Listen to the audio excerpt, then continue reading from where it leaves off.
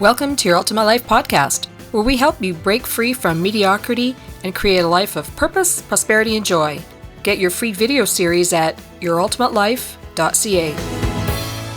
Welcome to Your Ultimate Life. Now, I've got a funny picture behind me. I hope you're looking at the video. These are two magnetic steel plates, and you can see the representation of the magnetism attracting them together, right? Like magnets do. And of course, magnetism itself is not visible like that, but it's representing the yearning of these plates to get together. So I have a question. Let's pretend one of the plates, now if you're not watching the video, okay, but imagine a big steel plate, okay? And the label on that big steel plate is the life I have today.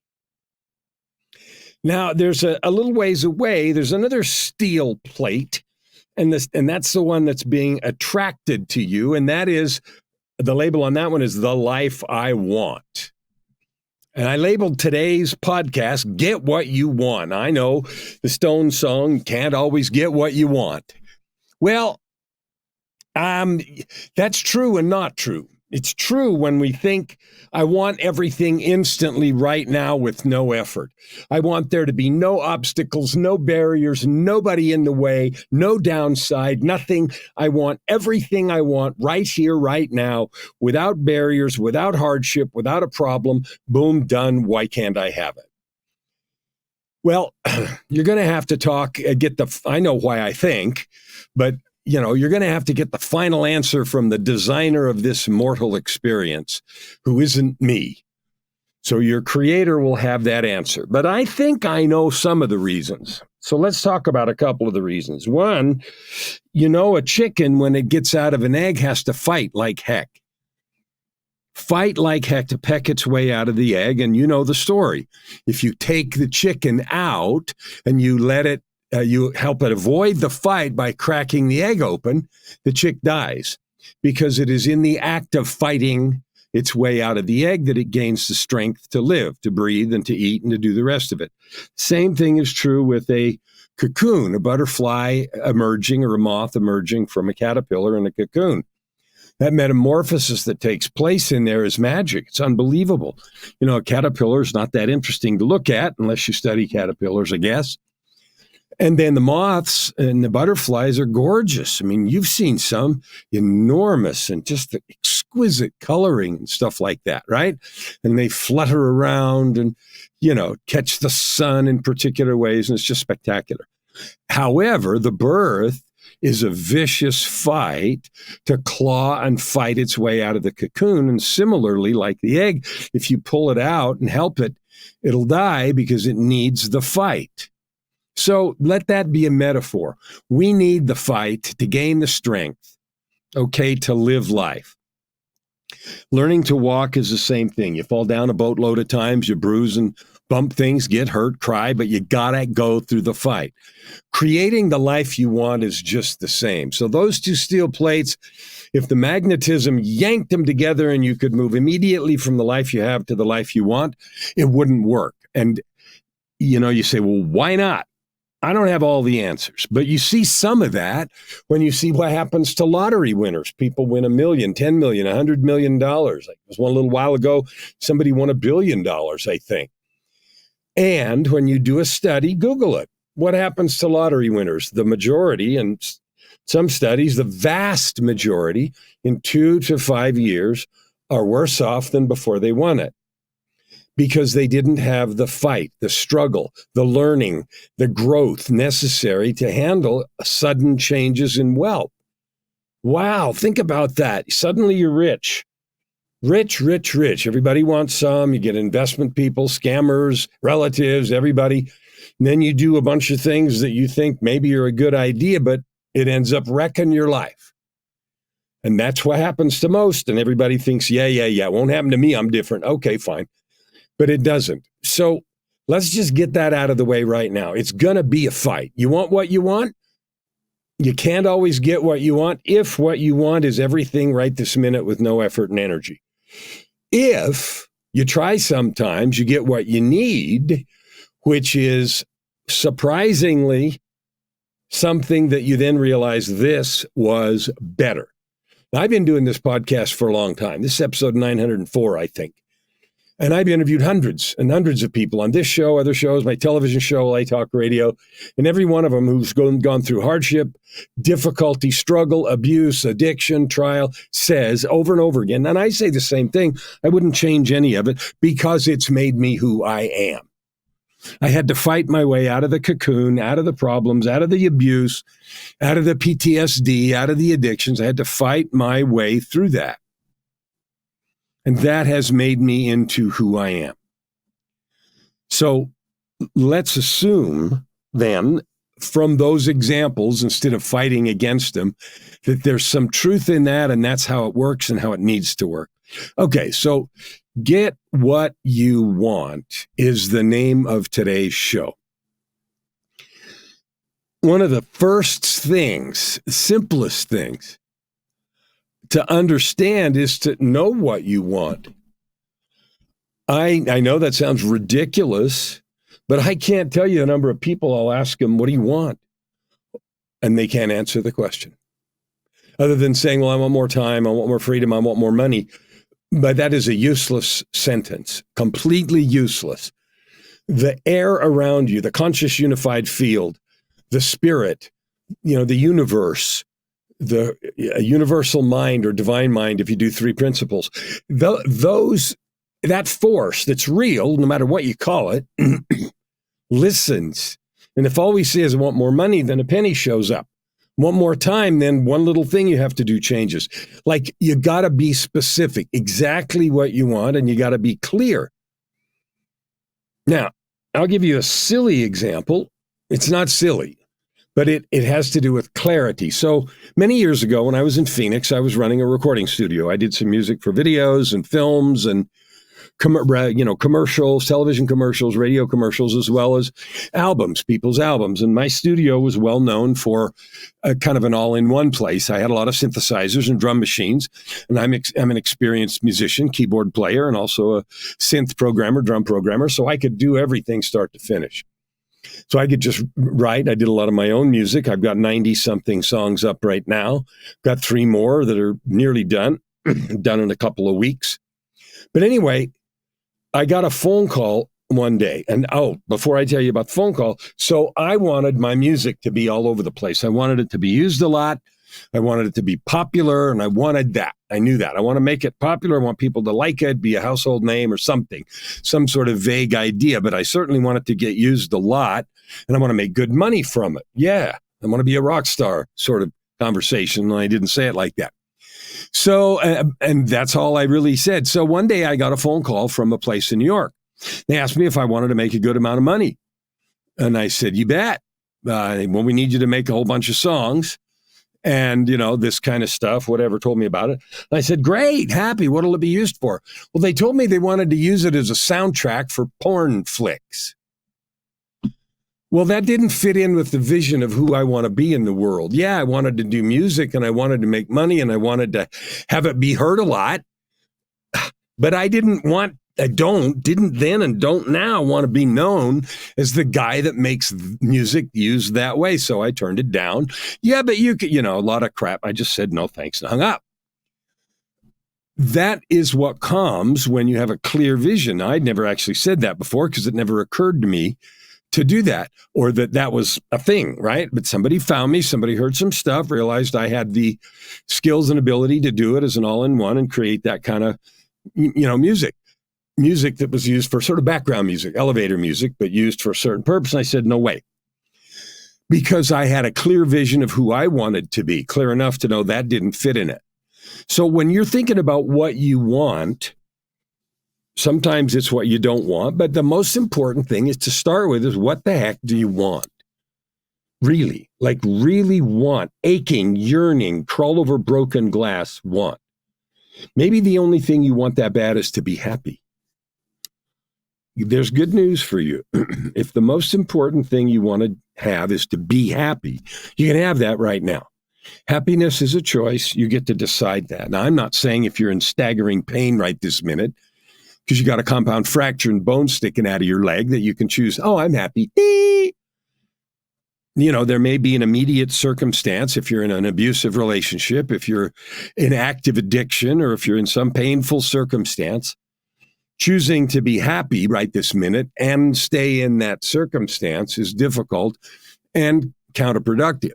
Instead, you can say, I'm changing now. I'm getting medical help for my leg. I'm leaving this relationship or situation. I'm getting the rehabilitation help I need to end this addiction. Those immediate actions are joyful and fun, and you can be happy in those. I understand that. I have done those. Addiction to sobriety. Pain, severe pain, brokenness to healing and health. Okay, sometimes I didn't pick the best way. One day I was skiing on a snowboard. Skiing that time. Skiing on a mountain, and I was alone. I'd gone up to the hill alone for some reason, and I skied down and I crashed and dislocated my knee really badly. And so it was, part of my knee, and the other side was 3 or 4 inches off to the side. And I was alone, and it wasn't a really busy day, so I didn't know what I was going to do because it was painful, believe me. So I got up on one ski. I'd gone off the trail and down a hill, 7 or 8 feet. So I had to crawl up, dragging myself and my skis, and the skis had stayed on back up to the trail. And then I lifted the leg. And this is all, of course, in the staggering pain of a badly dislocated knee, and skied down on one leg till I got to the place where you could get on the gondola. And in the gondola on the way down, I was alone, fortunately. I smacked my knee really hard 2 or 3 times until it popped back into place. Now, that was help, and it was urgently painful, but I got the help I need, and I got down the hill. So I was happy about that. Happy I crawled my way up the hill, which took 10 minutes of heavy breathing and crawling because it was a steep slope off the trail, and get to the gondola. So those are a couple of extreme examples. But the truth is, any movement in the direction of your dream is cause for rejoicing and joy. Rejoicing and joy. Now, if I'd laid there in the snow, hoping that ski patrol had come by, or hoping that somebody could come by, I could shout at them from 7 feet off the trail. They would hear me and then wait while they went to get the ski patrol. That would have been a long wait, and I would have been really cold. I wasn't doing that because I wasn't going to sit there. Now, how do you create your ultimate life? Well, the first thing is you got to have a clear picture of where you're going. And it has to have details. If it's about money, it's got to be money. But my experience is to create a comprehensive picture. I want this. And it has details. The house you're living in, what you're doing for work, who's paying you, how much time do you have to work each day to create what you're doing? What do you do for vacation? How often? What are you doing to add good to the world? Now, I'm not telling you how to live, but I've noticed that only when I'm engaged in doing good and helping, loving, serving, that kind of squishy words, only when I'm doing that am I happy. That's it. I love it. I'm excited about it, and I love being there. So when I'm doing that, I'm happy. So my thought about ultimate life is I have a picture of where I want to live. We don't live there right now because we're still in Alberta, because we're taking care of Joy's mom. But within a year, we're moving. And I have a picture of the house. I know exactly how big it is. I know where it's located. I know what it looks at, what the view is. I know what I do for work, which is more of the same that I do now. I know everything with precise detail. Precise detail. Now, I'll tell you what power that gives me. It gives me the power that the minute something comes into my life, an opportunity even, you can make a bunch of money over here, you can do this, that. If I take it and line it up with that vision and it doesn't fit, the answer is no. I don't care what it is. Unless it comes in some spectacular way, like happens once in a while, intuition, inspiration in some special way, and you know those things. But for the most part, it's just stuff. Stuff happens all the time. Possibilities. If you spend all your time saying, I wonder if I should do that, I wonder if I should do that, you're never going to get there. You got to develop your intuition and trust it. And you got to have a clear picture of where you want to go. Now, if you haven't done those things, then the next steps don't matter, because getting them out of order will wreck your journey. And I'm being really forceful on this, but it's true. It's going to wreck your journey. Why would you do that? Don't wreck your journey. Don't Get the steps out of order. Step 1, crystal clear vision. Where are you going? What are the specifics? What are the details? And what is the proposed time frame? 6 months, a year, 2 years, 3 years? Further out than 2 or 3 years is, you can have 10-year goals, but you better have some 3s and 1s and 6-month and 3-month too, because they better be milestones. And daily activities. One of the things I say to my clients is if you can't see your 90-day goals through the lens of your daily activities, you're doing the wrong stuff. Like, it's not complicated. You're doing the wrong stuff. Okay. So crystal clear vision and an absolute firm determination to get there, because like we said in the beginning, you're going to have to work. It's going to be hard. It's going to kick your ass. You're going to have to work to get where you want to go. Life's just built like that. And you can take it up with a designer later, but it is. Or you can spend a lot of time arguing and looking for shortcuts. You're wasting your time. You're wasting your energy. You're wasting your precious gifts. And you're wasting a fortune and joy that is waiting for you to claim it. But the key to the lock is work. The key to the lock is consistency. Excuse me. Now, that's to start. Now I want to talk for a minute about 4 things that I notice, and I'm going to talk in an entire episode about each one of these later. But I'm going to mention them briefly here because there are 4 things. Now, I'm referring to this picture, these 2 great big steel plates that are being pulled by magnetic force. And so you might say, why aren't they slammed together? Why isn't it right there? And the answer is there are 4 forces keeping them apart.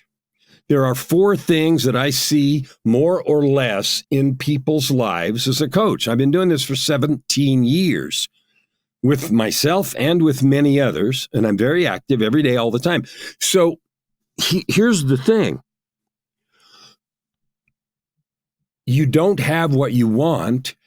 I'm assuming away now the clear picture and the perfect clarity and the willingness to work, except you might have 4 things. 1 or more of these 4 things that are like great big coil springs in between those plates, holding them apart. Even though that magnetic attraction, which is your yearning to have your perfect life, is really strong, there are these 4 things. Imagine 1 in each corner, 1, 2, 3, 4, holding those beautiful magnets apart.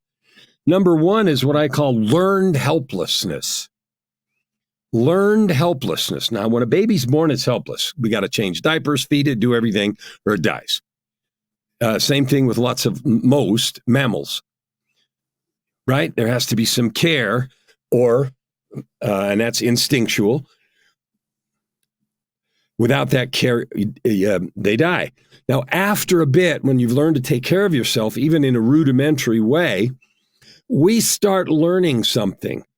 We start learning many things. One of the things we learn to do is to walk and to tie our shoes and to feed ourselves. And then we learn to scream to get what we want. And if you have messy pants and you get a little older, you learn to fight with your brothers and sisters, and maybe you'll prevail and get the toys or whatever you want. We learn a lot of skills. Some of them are good, some of them are bad. One of the stupid things we learn is called learned helplessness. We learn to be helpless. We learn to expect that other people, other circumstances are going to come to the rescue to fix our situation and our life. Some of the language of learned helplessness is, I can't do that. There's nothing I can do. There's just nothing I can do. Out of my scope. I just can't do it. Now, this was first talked about mostly. Martin Seligman did a whole bunch of studies, first on animals and then on people. And one characteristic, he had animals dogs that were given us a shock of some kind, like, I don't know, collar or whatever. And I know it sounds gross, but they were. And at first, they tried to get out of it and turn it off. And then after a while, they learned that they couldn't and then there was something introduced that if they pawed it or whatever, it would turn it off. They didn't even try. They had learned to be helpless. They had learned to believe there was nothing they could do, nothing that could change, nothing that could deliver them. When that experiment was repeated with adults, it wasn't with the shock, it was with a loud noise. To start with, the people started trying to figure out how to make it stop. Then they quit, even when the means to turn it off was there. Think about that. I want you to ask yourself, do you act in a fashion of learned helplessness? Here's some examples. Do you blame others for stuff? Do you blame God or the circumstance or the government? Externalities. Learned helplessness is a state where you assume that everyone else is responsible. You are helpless to make the difference you want. Now, there's a lot more to talk about that, and we will. The second spring that's in between those plates holding them apart is something called addiction to mediocrity. Now, we all know what addictions are. Addictions are habitual, almost ritualistic behavior that we do to avoid some situation. Substance addictions are one of the most prominent and well-known. People use alcohol, drugs, or other things to escape the pain of reality. So I don't like my life. I used to do that. I was doing a lot of self-sabotage and hated myself for various reasons, long decades of depression and stuff. So I used substances to numb the pain of being alive, to numb the pain of hating myself, right? And so an addiction to mediocrity is worse than that, not because it destroys your body as much, although it might. Those obvious addictions, alcohol, drugs, shopping, pornography, those kinds of things that literally physically take you over are sort of obvious and very destructive because they take away your free will. Addiction to mediocrity is, this is the best I can do. This is all I get. I can't do any better than this. I'm stuck. I can't get unstuck. I can't change how things are. I'm toast. Doesn't matter what I try, I fail. I'm a failure. I'm $1 day late and $1 short. I'm not a morning person. I can't get organized. I'm not a finisher. I can't finish. None of those are true. They're labels that you put on yourself, or I put on myself, that may be true right now, but they're not permanent. I have become addicted. The devil you know is better than the devil you don't. I better not try. I might fail. I'm going to be outside my comfort zone. So I'm just going to stay addicted to mediocrity. Every time I get an idea to start something, I had somebody say this to me the other day. I'm a great starter. I get to start, I have a great idea, and then, something happens and I don't finish. Well, you're free to live like that. But if you want your ultimate life, you want that beautiful life of prosperity and joy and purpose, this can't be your go-to. And if it is, you got to change it. And we're going to talk about how to do all those changes in future episodes. But right now, I want you to recognize it, because if that's in the way, you'll never get what you want. The third one of the four is what I call a victim mindset. A victim mindset. Now, you'll notice that all four of these have some overlaps, but I'm calling them out with four different titles because they come at the same problem from different angles. The victim corner or the victim mindset says, I got the bad breaks. Maybe you were raised in a very difficult circumstance with abuse or addictions or abandonment, or, maybe you were in the system, or maybe something not as difficult, had medical issues, or there was a divorce in your family. And so you're raised by a single parent and you get all the attention you wanted or needed. And so your development didn't happen intellectually or socially or some other way. I'm not pretending those things don't matter or that they don't happen. They happen a boatload and they matter a lot. The victim mindset says that bad stuff happened to me, poor me, poor me, I can't fix it. I can't do anything about it. And then because of confirmation bias, which means we see and get what we look for, we interpret. So this is an interpretation thing. We interpret everything as reinforcing that victimness. My car always breaks down. I get all the red lights. It never works for me. I can never get fully healthy and get over this, whatever it is. And so we launch on this litany of victim speak, victim, victim, victim, victim, and we see the world as attacking us. Our friends, society, economic opportunities. I had a great business and then COVID wrecked it. Now I can't do anything. I've heard that from people. That's not true for me, but it was true for many. It wrecked my business part, but the I can't do anything is not, never will be true. That is spoken as victim speak. The fourth one is entitlement. And that's the idea that everybody owes me something. There's been some studies done about raising a generation of kids who are entitled. Parents give them everything. They provide stuff, keep them out of trouble, bail them out when things don't go well, bash others, bash the school, bash other parents, bash everything because, my kid didn't, wouldn't, shouldn't, can't do such things. That's just one example. We do that as adults. Stupid boss. I'm entitled to a raise. I work harder than anybody around here. I'm entitled. I'm entitled to that loan from the bank. I'm entitled to have this work out. I'm entitled here, there, and everywhere. Well, number one, it's not true. You're not entitled to anything. The world didn't get set up so that me or you were entitled to certain things. You were given gifts by God. You were given a world with air.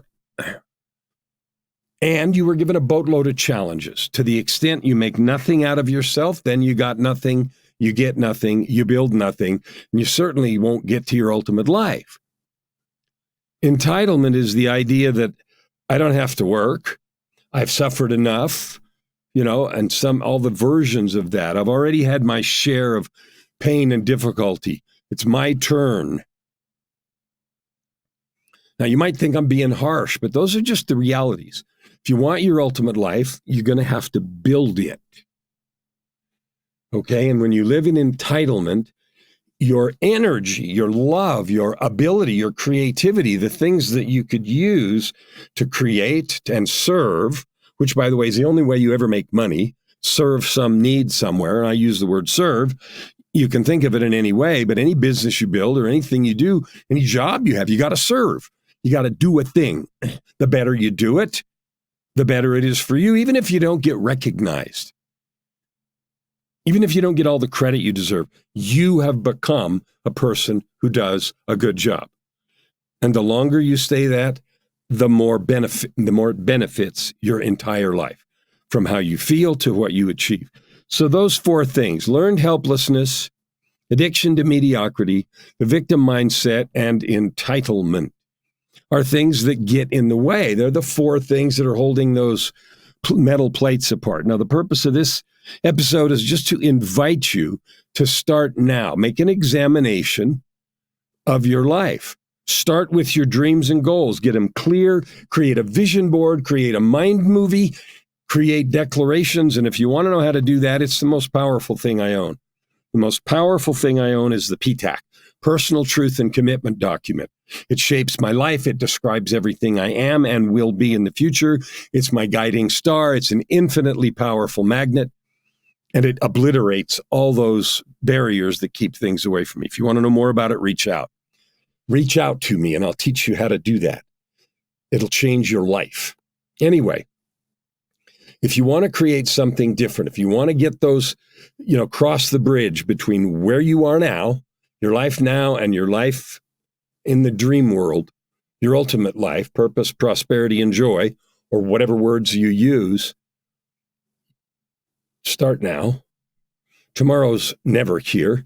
Today's the only day you have. This moment, this 8.64 seconds, and I'll define that some other time, but a moment is 8.64 seconds. Start now. Start now. Start now. And start small. If I start with, I'm going to have $1 million by tomorrow, That's a very difficult thing to do. I'm never going to say anything's impossible, but I am going to say it's extremely improbable. And therefore, the likelihood is I will fail. Then I will be discouraged. Then I will whatever. So start small because you want to build the habit of success, the reinforcing habit of creating a goal and getting it over the goal line. Creating a goal and getting it over the goal line. We just finished the Olympics a while ago. And those people all started small. They had commercials with, little kids running with their parents or, doing stuff when they were kids. They started little and they kept going. They started little and succeeded a little at a time. So if you want to create your ultimate life, start now, start with small things and never quit. Now, the next several episodes are going to be details about these things and more specifics about how I and clients I have worked with have overcome these 4 challenges: learned helplessness, addiction to mediocrity, victim mindset, and entitlement in all their forms. And I promise you, if you get rid of those out of your life completely and get busy, you can have anything you want. Absolutely, it's within your grasp to create your ultimate life. Open your heart and this time around, stand. Thank you for listening to today's episode. We hope that you take it deeply into your heart and decide for yourself how you can create anything you desire. If you like what you heard, please subscribe to this podcast and share it with your friends. As always, we'd love to hear your feedback and topic suggestions. Until tomorrow, this is Your Ultimate Life with host Kellan Fluckiger. Stand with your heart in the sky and your feet on the ground.